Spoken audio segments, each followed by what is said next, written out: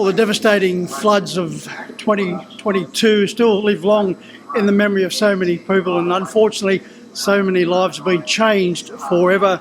South Windsor mentor Troy Williams was one of those to suffer on numerous occasions. Caught up with Troy to have a chat about 2022 and also moving forward. Well, Troy, before we have a look back on 2022, which certainly changed a lot of your training habits, Little Bliss, another brilliant performance by the mare. She's certainly brave in defeat, second in the opening event on the card. Yeah, no, look, she went really well. We placed her into that race. She's been racing probably tougher competition, and we needed the speed to be probably a little bit more genuine up front, but no, she hit the line really strong and was definitely brave again. Unfortunately, in 2,300 metre race, we just don't seem to get that, Troy. No, it seemed they come out of the gate pretty hard and stack them up for a couple of quarters and then dash home. So it makes it hard when you draw wide and you go back. But over 23, that's what sort of suits her, and we just need a little bit of tempo on, and she always finds the line very strong. Troy, 85 starts for 13 wins, 26 placings and over 150,000 in prize money. Moving forward, are you looking towards the Miracle Mile Carnival in any way with this mare?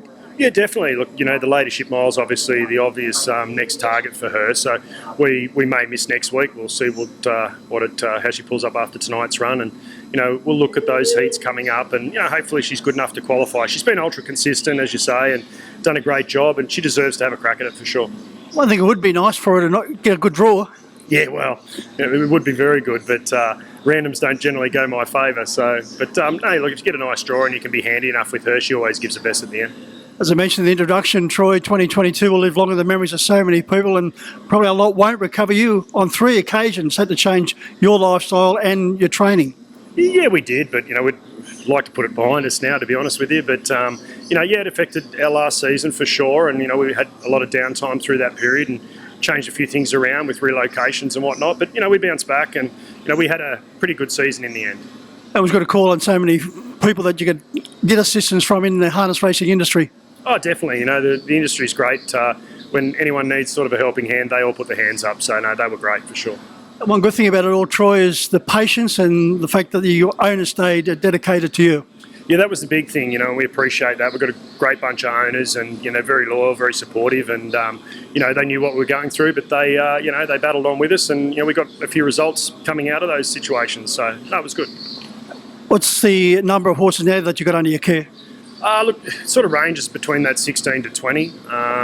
A few babies, a few trotters, and some paces for Thursday at Penrith, and obviously 1 or 2 here. So, it's a good mix for sure. You've always kept the trotters well and truly close to your heart? Yeah, I love the trotter for sure. And, a great mate of mine who passed away a couple of years ago, Pete Sullivan, he wanted us to continue with the trotters and make sure that, they grow, and they definitely are. There's some really good races, trotting races at Penrith and here. It's really good to see for sure. So, no, I love the trotter for sure. You've got a nice mixture of young horses coming through.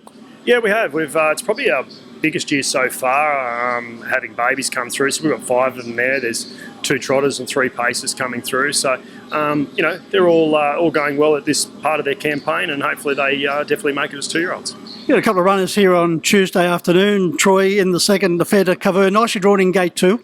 Yeah, he is. It was disappointing we didn't get a run tonight here. His first emergency and didn't get a run. But, it's probably one of the better draws he's had for a long time. And, it's a competitive race, but he's racing really good, coming back from a light let-up. And, I think it's a big chance.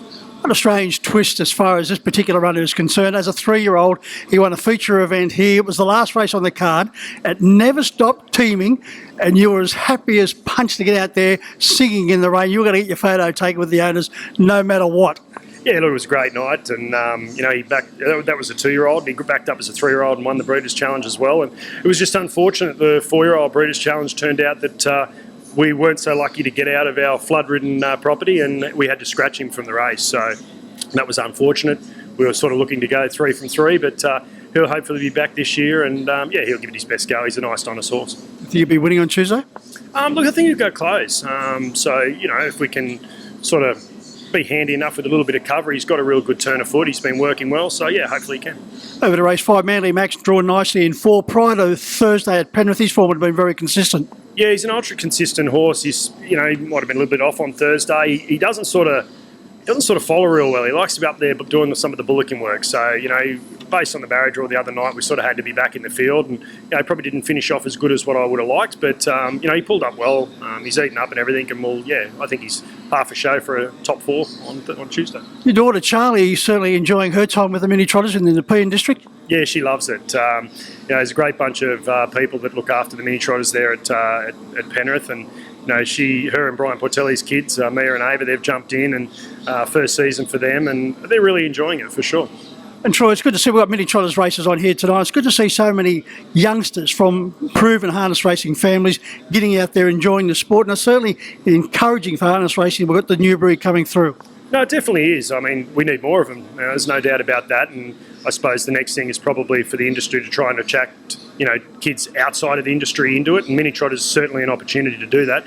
But no, there's a lot of kids coming through from harness racing families, and it's good to see.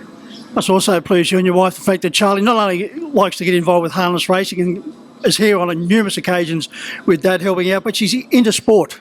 Yeah, look, she does. She loves the soccer and tries her hand at everything, but loves soccer and plays through winter, and then has a stint at the indoor soccer, and she's also swims squad every week. So she gets out there. She's very athletic and helps at home with the horses and loves the mini trotters. So no, she's really good.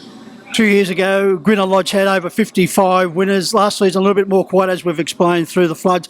Hopefully 23, Troy, Grinnell Lodge will be having plenty to smile about. Yeah, well, that's the aim. Obviously, we go out there to get winners for owners and whatnot, so hopefully we can have a great season. Thanks for joining us, Troy. No worries, thank you.